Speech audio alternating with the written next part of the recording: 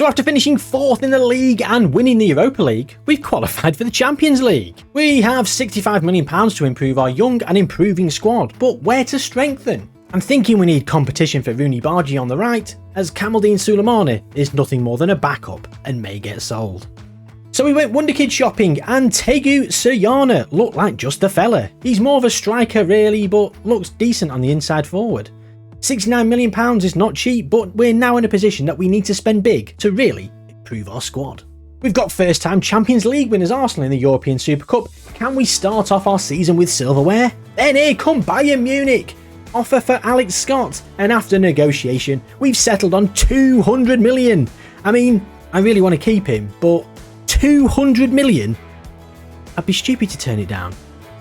We also let Højbjerg leave for 28, rising to 34 in add-ons. We said hello to Quello for 10 million, but left him on loan at Boca for now. And there goes Alex Scott, £200 million in the bank, but a piece of my heart has gone with him. A moment of silence for Alex Scott. Okay, silence over. Here comes Jong-Soo Han, which at 74 million is the second time we've broken our transfer record in the space of 2 weeks. But what a player, great potential, great versatility, and he's a model citizen! We let Uros Kabic go for 15 mil, a great profit from a 1.1 million signing and a player who never even played a game for us. We brought in another wonder kid, Michael Hruby, for £7 million, and as the season approaches, the top young player features 3 of our youngsters, Arda Güler, Rooney Bargi, and the returning from a loan spell, Ulysses Jimenez, who has developed into quite the player at this point. Just look at him, like a signing in itself. Benjamin Sesko is naturally wanted by some of the European bigwigs, but he's under contract for a few more years, so I'm confident he's going nowhere this season. Although I was confident at the start of the window that Alex Scott was staying, so, you know, there's that. But here comes Barcelona with a £57 million offer, 10 million profit, have a day off Barca, and they're back, this time with 89 million, of sorts, non-negotiable and nowhere near where we want it. Rejection. Burak Ince left the building, slight profit, he was way down the pecking order, so I was happy to get some money in and get him off the wage bill. And we started off strong with a 3-0 win against promoted side Middlesbrough, the highly sought after Benny Sesko proving his worth with a brace.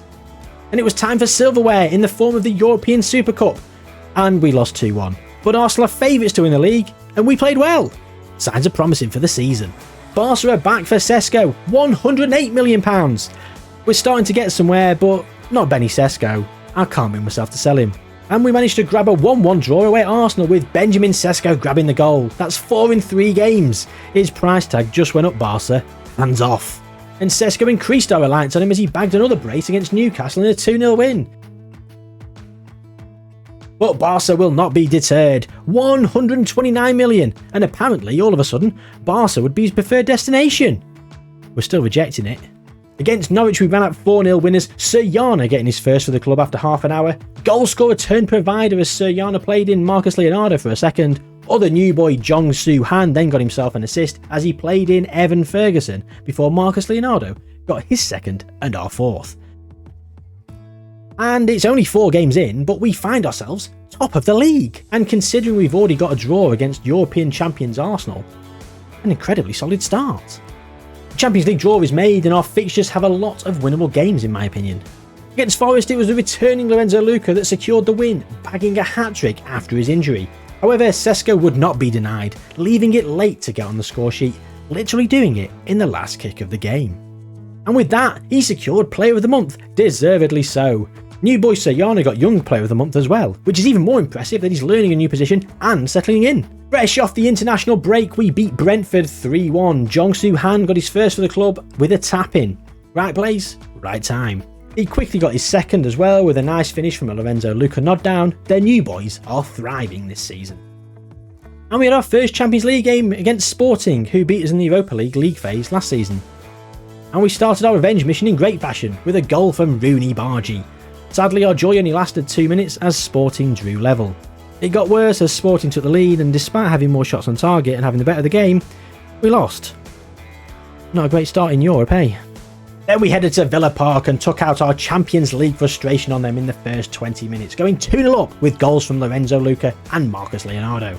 Leon Bailey bagged the brace for Villa, making it 2-2 by half-time. We'd taken our foot off the gas, however 6 minutes from time, Lorenzo Luca popped up and made it 3-2. We'd still managed to throw it away though, conceding a penalty. it finished 3-3. We got back to winning ways with a 4-1 win in the Carabao Cup against Sheffield Wednesday, and it was utter domination against Leicester. Despite it taking till the second half to open the scoring, we had 27 shots, 10 on target, and a 3.08 XG. Leicester had just one shot on target, about as comprehensive as it gets. And with that, we've pulled clear at the top of the table. I mean, yeah, it's only 8 games in, but it's been a good start. Can we move that great form into Europe? Speaking of moving the wins into Europe, we did, against Antwerp. A quick 1-2 punch with Ferguson and Gula scoring 60 seconds apart, before comfortably running out 4-1 winners. Back in the league, and we were away at City and had a horrific start. Bernardo Silva made it 1 inside 2 minutes, and Kvaratskhelia made it 2 inside 12. Luka popped up and got one back 5 minutes later, before the £47 million man, yes, we're still doing that, equalised with 20 minutes to go. A great 2-2 draw given the start we had. And then, young Evan Ferguson won Under-21 Football of the Year, with Rooney Bargy also making the top 3. Another season, another award for our Wonder Kid contingent. The future's bright here at Southampton. We comfortably beat Leeds 3-1 before turning our attention back to the Champions League. And we blew Marseille back to France with a fabulous opening 8 minutes, going 3-0 up. Rooney Bargy opened the scoring for us before Marcus Leonardo bagged a brace. Marseille got one back, but we ran out 3-1 winners. And then Man City are aggressively pursuing Marcus Leonardo, scouting him, players saying he should join. We're preparing ourselves for an offer in January. A 1-1 draw against Everton saw us go 11 unbeaten, top of the league with 7 wins and 4 draws. Could this be our year? The pursuit of trophies continued with a 4-1 win against West Brom in the Carabao Cup before turning our attention back to the league and current Premier League champions, Spurs. A tough away game got harder when Paulinho put Spurs ahead in the second half. Ever-reliant set-piece merchant James Ward-Prowse then scored a trademark free kick to level things up, and in the 90th minute, Evan Ferguson found the top corner from the edge of the box. A great 2-1 win away at Spurs. And the new boys were 1-2 in the Young Player of the Month for October. That's £143 million well spent. Then against Atletico, Lorenzo Luca popped up late to secure a 1-0 win. And we continued our phenomenal form in the league against United, a 5-0 win, scoring 3 goals in the space of 5 minutes at the back end of the first half. The domination continued late on as we scored a couple more, compounding United's misery. We're going from strength to strength. And we see the top 50 players in the world, and an old friend is in 7th, Alex Scott, the £200 million man. Do I regret selling him? Then bottom of the table Swansea managed to hold us to a 1-1 draw. These draws may come back to bite us. Now Liverpool are declaring interest in Marcus Leonardo. It looks like a who's who of European powerhouses are after his services. Can we keep hold of him? Or is he going in the same direction as Alex Scott? Back to the Champions League, and it was an absolute demolition of PSV away from home. A magnificent 8-1 victory. Sharing the goals amongst the team with goals from Sesko, Luka, Thuram, James Ward-Prowse and a hat-trick for Tegu Suyana. A performance like this really helps with the potential seller's remorse from Alex Scott.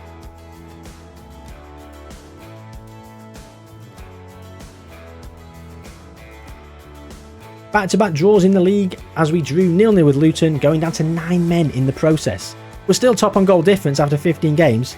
Unbeaten, but a lot of draws. Up next was Chelsea, and we started badly, going behind to a Mason Mount penalty.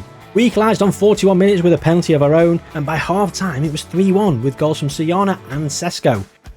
We ran riot in the second half, scoring 3 more, Luka bagging 2 to complete his hat-trick, and the scoring rounded off by Fabian Rieder, an almost unbelievable 6-1 win. And Lorenzo Luca scored his second hat-trick in a few days, with a dynamic first half display against Liverpool, a fantastic 4-1 win, and it leaves us top by 4 points after 17 games. Do we dare believe? And with that, Lorenzo sneaks himself into the top 2 for average rating behind his partner in crime, but he's pulled clear at the top of the goal scoring charts, leaving Erling Haaland in an unfamiliar territory. We went to Croatia and beat Hajduk 4-1, leaving us with a guaranteed playoff place. Not a bad debut Champions League campaign. The youth intake preview is average. Woohoo. Another wonder-kidless year, and now Bayern are infiltrating the inbox chasing Marcus. Where's this money coming from? I guess Alex Scott's fee was in instalments. But where's this money coming from, Bayern? And it was Bayern Munich target Marcus Leonardo who got the only goal of the game against Palace before losing in the Carabao Cup quarter-final to Spurs on penalties.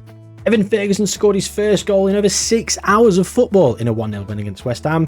Then the schedule gods kept the fixture list fresh with our next game, West Ham. This time it was 2-2, but we nearly snuck it by 1 goal again, only to be thwarted in the 96th minute by Axel Twanzebe's late goal. Another draw, another 2 points dropped. Despite that, after 20 games we find ourselves top, still undefeated and 5 points clear. We continued our winning ways in the festive period with a 4-0 win against Leicester. Evan Ferguson scored twice in the first 5 minutes before completing his hat-trick with this rocket into the top corner. As we enter the new year, we're greeted with the article stating that Jong-Soo Han is the European Golden Boy, and Lorenzo Lucas Player of the Month for December, with the £143 million duo taking first and second in Young Player of the Month for the second time this season. This time the positions reversed, with Jayhuahua in top spot. Oh, and I capped it off with Manager of the Month award. And the window is open, and the pursuit of Marcus Leonardo is well underway. Barcelona and Real Madrid have limped in with some bids that will be swiftly rejected. However, was that too hasty? Our wage budget and transfer budget has been drastically reduced due to expected financial performance. We have over 100 million coming in from the Scott sale. Come on. With finances potentially a problem and January window in full flow, we had to turn our attention back to the league and our league title pursuit. Against Aston Villa, we came from behind twice to draw 2-2. Marcus Leonardo scoring what could be his last goal for the club. I'm starting to think it might be his time to go, especially as we have returning loanees Thomas Rios and Hernan Coelho, who could both fill in for Marcus, right? But with that draw against Villa, we set a new club record for games unbeaten, 24 and counting.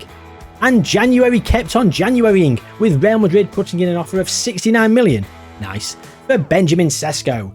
But Benny Sesko said he's not interested in joining Real Madrid. That's right, Ben, stay at a big club like Southampton. They were not deterred, however, as they came back. 88 million was this offer. No chance. Back to matters on the pitch and West Ham in the FA Cup. This FA Cup run is so important, as going out early has nuked our morale for 2 seasons in a row.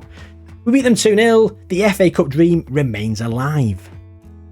Following this, we had Leeds and it was back-to-back draws in the league. After 23 games, we're 1 point clear. Still unbeaten, but we've drawn 9 games. But we've been top nearly all season, and we're still here. Can we hang on? We secured passage through to the knockouts of the Champions League with a 2-0 win against Monaco, resting some key players for the City game midweek. Speaking of the City game, and the Golden Boot face-off is on. First blood to City and Erling Haaland. Lorenzo Luca responded within 60 seconds with a header that Ederson flapped at. Then it was almost like an action replay, a cross for Luca, a header, poor Ederson goalkeeping.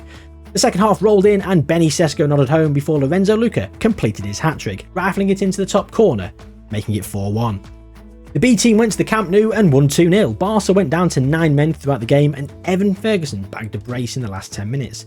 We finished the league phase in second place, managed to win 7 and lose just 1.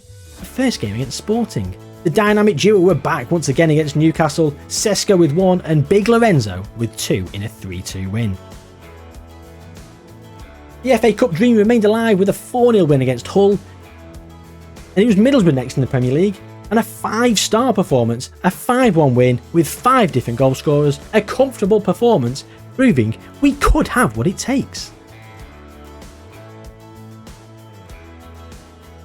26 games in and we're still undefeated and 7 points clear, with 12 games left, I genuinely actually believe. Then it was back to our drawing ways against Palace, 0-0, and our record-breaking undefeated run came to the most abrupt of abrupt ends against Liverpool, as we got absolutely pummeled 6-1. It was Man City in the FA Cup 5th round, and to avoid another disaster to morale, we had to win. And win we did, with 2 goals from Lorenzo Luca and 1 for his partner in crime, Benjamin Sesko. This set up a tie against Spurs in the quarter-final. The Champions League returned and we flew out to Dortmund, where Benny Sesko assisted twice for Lorenzo Luca in a 2-1 win. It then became 3 without a win in the league as we drew 1-1 with Chelsea. We're clinging on to top on goal difference. With 8 games left, the belief we will win the league is slipping away fast. And is it any wonder why? February Young Player of the Month Rooney Bargy has torn his bloody hamstring and he's out for 2 months. And we stormed into our Champions League second leg against Dortmund with all the conviction of a wet fart. Oscar Gluck levelling up the tie. It got even better as Ulises Jimenez got his second yellow card and got sent off. In extra time, Evan Ferguson though played in Marcus Leonardo, who coolly finished, putting us level on the night and back ahead in the tie. That's how it ended, a hard-fought victory after extra time. During the game I noticed Jude Bellingham still at Dortmund. All of a sudden, I've got a priority target for the summer. £104 million release clause, we need to find the funds somewhere. Looks like a sale of someone high profile is required. Against Luton it wasn't convincing, but we won 1-0 with a goal from Lorenzo Luca, keeping our title dreams alive. Our mediocre march continued with our youth intake below average. But the FA Cup quarter-final was upon us, a huge game, and cometh the hour, cometh the man. Lorenzo Luca grabbed this game by the scruff of the neck, scoring not 1, not 2, not 3, but 4 in a 5-0 win. He had all 4 by half-time, and Jong-Soo Han completed the scoring in the second half. A complete annihilation of Spurs, and surely we've got one hand on the cup. Oh yeah, I've said it. I've jinxed it. The NXG top 50 rolled in, and we make up 4 of the top 10, with Jayhuahua taking the top spot. Nice to see. And it was back-to-back games against Spurs, this time in the league, and Destiny Udogie headed them into the lead after 73 minutes. With 5 minutes to go, Lorenzo Luca popped up and scored an equaliser, but as we pushed for the win, Dejan Kulusevski scored in the 89th minute, making it 2-1 and breaking our hearts. We're now in second, 6 points behind Liverpool. We do have a game in hand, but we're officially off the top of the league, having been there since match week 4. This is really hard to take. Let's hope we can bounce back. However, there was no bouncing back into form as we returned to the Champions League. We were humbled at home, losing 3-1 to PSG. And from that, we also picked up injuries to Han and Jayhuahua. Han is injured for 3 to 5 weeks, and Jayhuahua also out for just over a week. Not too long, fortunately, but it rules them out for the return leg. Back in the Premier League, and we drew 1-1 with Everton. We're slipping away in the league, and it's just the amount of draws. So many draws this season. And the downward spiral continued as our Champions League journey came to an end with a 4-0 defeat away at PSG. 7-1 on aggregate, however, we can definitely be proud of ourselves. But it's dismal game after dismal game, and we lost 2-0 to Leicester in the FA Cup semi-final. Our season is literally falling apart. We finally got back on track somewhat against Swansea with a 5-0 win. They weren't the slickest of goals we've scored all season, but a dominant display nevertheless. But have we left it too late to mount a renewed charge up the league? We carried on our winning ways against United, with Evan Ferguson opening the scoring. Victor Osimhen equalised in the second half, but Fabian Rieder fired back with a quick-fire double in what turned out to be a solid 4-2 win. Then relegation threatened Norwich was up next, and after a poor first half, we started the second brilliantly. Marcus Leonardo broke through and slotted home. With a quarter of an hour to go, Evan Ferguson got himself on the score sheet before Marcus Leonardo nodded home to complete the scoring. That's moved us back to the top of the league, but Liverpool, a game in hand. And with the 2-1 defeat to Arsenal, the league title is as good as gone. 2 points behind Liverpool, and they've got a game in hand. We genuinely need a miracle. And the FM gods mustn't have heard me when I said we need a miracle, with Lorenzo Luca being injured for 3 weeks. Our top scorer is now out for the rest of the season. However, we did what we had to against Brentford, keeping our title hopes alive. Jayhuahua opened the scoring with a decent finish before Evan Ferguson dispatched a penalty. Liverpool are still 2 points clear, and their game in hand is away at Everton. Come on, Everton! Inside 10 minutes, Virgil van Dijk nodded home from a near post corner. Their title looked sewn up. However, Beto scored to equalise with 15 minutes to go, and in injury time, he only went and got the bloody winner. Liverpool have lost. It's going down to the final day, and our goal difference is slightly superior. A draw for them, and a win for us, and we're Premier League champions. On the final day, Liverpool are at home to Brentford, whilst we're at home to Nottingham Forest. And Benjamin Sesko got us off to a fabulous start, before Jayhuahua made it 2 shortly after. In injury time at the end, Evan Ferguson rounded off the scoring, making it 3-0. But it wasn't enough. Liverpool won 1-0 against Brentford, securing the title. Sadly, Luca got surpassed for the Golden Boot. Jayhuahua got the most assists in his debut season though, and Seska and Luca were top of the average rating charts. Overall, a decent season, second in the league, semis of the FA Cup, quarter-finals of the Champions League. You've got to call it a success, but the loss in the FA Cup against Leicester, in a game we were very capable of winning, who actually lost to Championship side Watford in the final, who were managed by Phil Neville, which I thought was worth mentioning.